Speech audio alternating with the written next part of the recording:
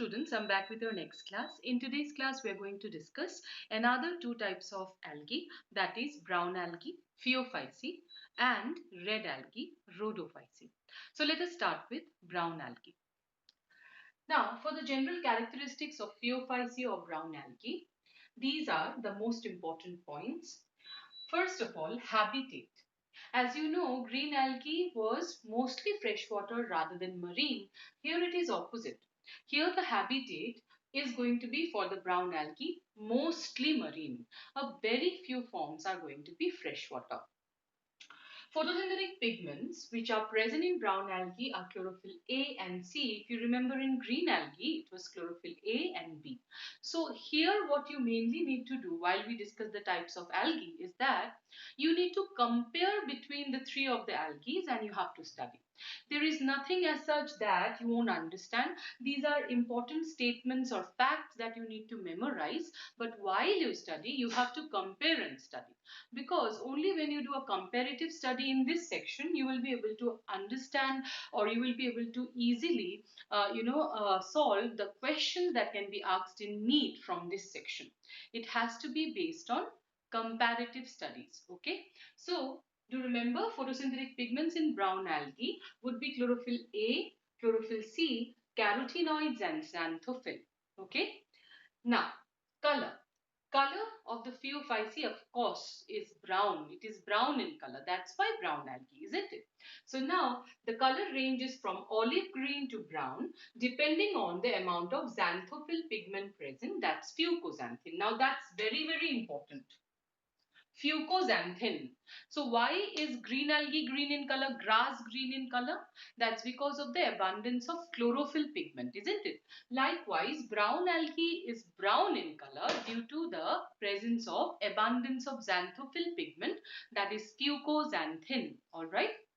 Now, they show great variation in size and form. For example, Ectocarpus is a very simple and branched and filamentous brown algae. But then kelps, under brown algae, there are these massive, very large forms of brown algae which can sometimes cover up to various kilometers in the sea. So such huge and giant algae, brown algae, are collectively known as kelps. Okay, kelp is a collective terminology. Many algae which are basically massive or enormous in size, they are called kelps. Now under kelps you have to learn many examples like Macrocystis, Nereocystis, all of these are kelps, alright. So see here, kelps, massive profusely branched algae are called kelps. For example, Laminaria, Macrocystis, likewise another one is Nereocystis, etc. Fine.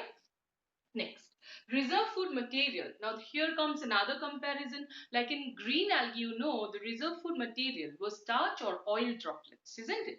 Here on the other hand, it's laminarine or mannitol. It is a form of alcohol sugar.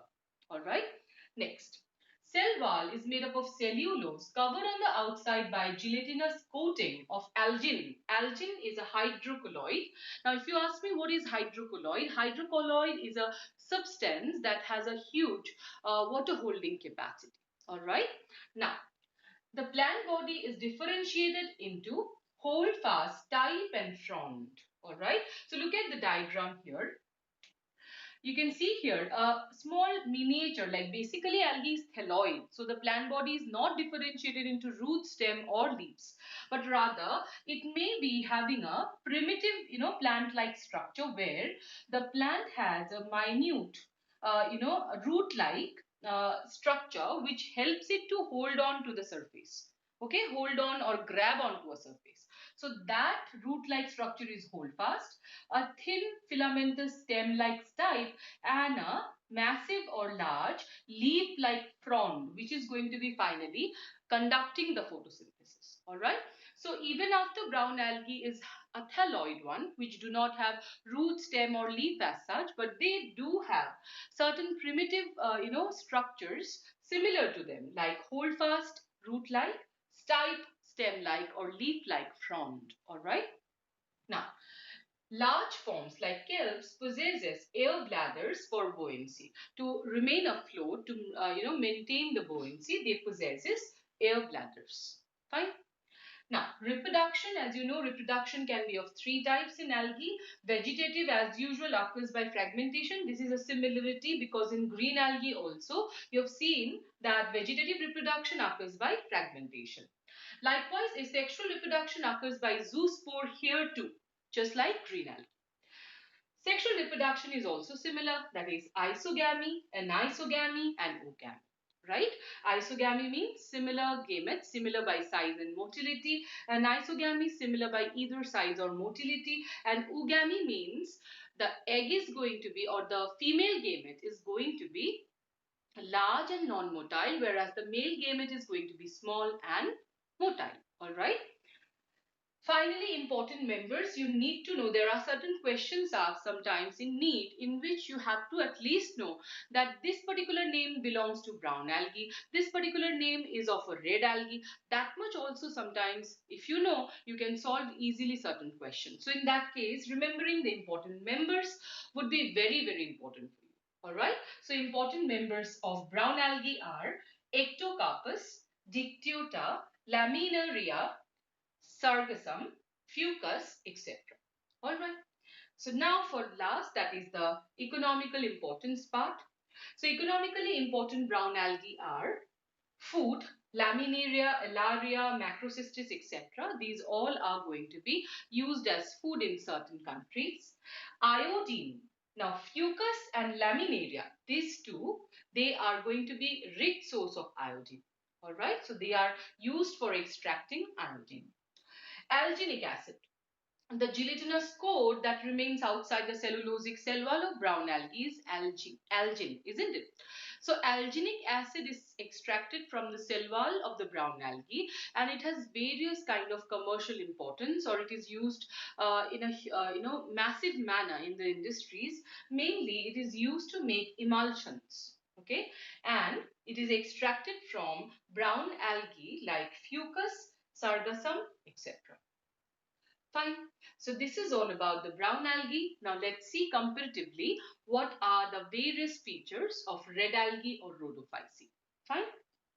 Now, for rhodophyceae, the habitat is again going to be mostly marine, but it is mostly found, or it grows well in the warmer parts of the ocean.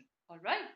Now, photosynthetic pigments here are chlorophyll A, chlorophyll D. Like in green algae, it is AB. Brown algae, you have learned it is A and C. Here, it is A and D. Alright, so photosynthetic pigments are chlorophyll A and D, and of course, there is another important pigment that's called phycobilenes. Alright, now phycobilenes you have learned in cyanobacteria, right? So there we mark it as C. C-phycoerythrin, C-phycocyanin. Here, that there the C stands for cyanobacteria. So here the phycobilenes that I have written, they are R phycoerythrin, red in color, R phycocyanin, which is blue in color. Here R stands for rhodophyceae or red algae. Fine. Now, the color is of course red, that's why red algae. But why is it red? Which pigment gives it its characteristic color? So, the red color of the red algae is because of the abundance of R-phycoerythrin. So, it is the phycobilin pigment, red in color, which will be found in abundance in the thallus of the red algae, giving it its characteristic coloration. Alright. Now, they show great variation in size and form.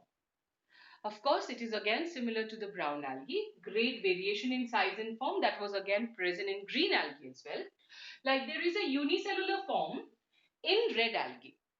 Likewise, unicellular forms are also present in green algae like Chlorella, Chlamydomonas if you remember. But do remember, unicellular form is not present in the brown algae. Alright, so unicellular form of red algae present is Porphyridium. Filamentous will be Spermothamnium or large forms like Gelidium. Alright. Now, reserve food material is going to be Floridian starch, which is similar to glycogen or sometimes also similar to amylopectin. Alright. Finally, the cell wall.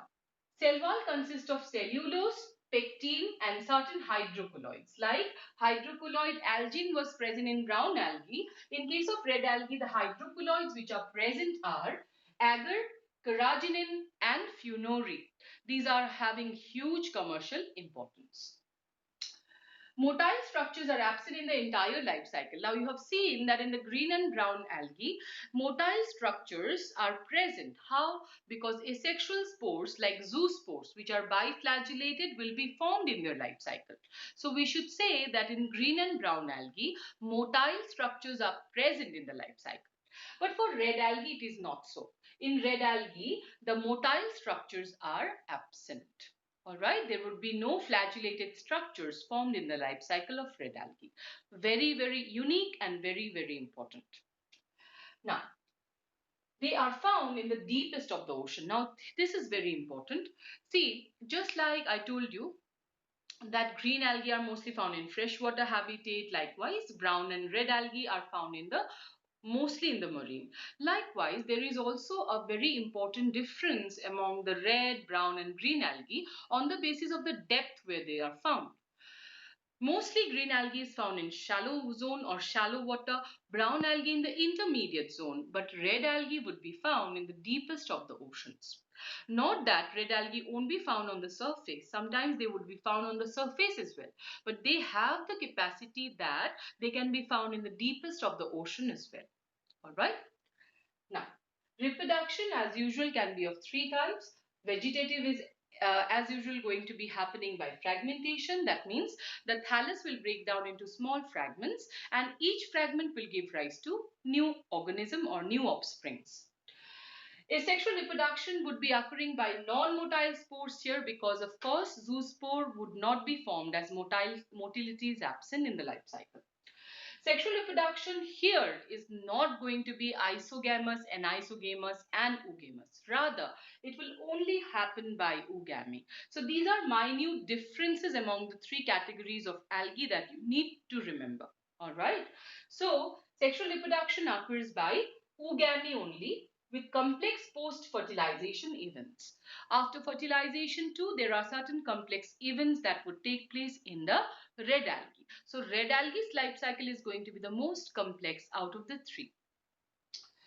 Important members are Polysiphonia, Porphyra, Gracilaria, Gelidium, etc. So that being said, finally for economical importance, see fodder. Most of the red algae are used as animal feed. Now, which one of them are used? Porphyra, Rhodymania, Chondrus, all of these are important or, very important fodder or animal feed that is used throughout the world. Likewise, for hydrocolloids, which I told you, agar, carrageenan and funnori, these are very important commercially. So, hydrocolloids extracted from the cell wall of red algae can have various commercial importance like agar. Agar is basically extracted from Gelidium and Gracilaria. These two algae, they mainly produce agar and it is used as a thickener. Most important commercial use of agar is that it is used as a base, or you can say it is used as a culture media in which microbial cultures or microbial media, microbial bacteria or any other kind of microbes are cultured or used to grow. All right. Likewise, carrageenan is extracted from chondrus and it is used as a clearing agent. Finally, funnori is extracted from Gloepeltis and it is used to make adhesive or glue. Alright, so this is all about the three types of algae. So with that, we come to our end with algae. Finally, in the next class, we can start with another category of plants, that is bryophytes.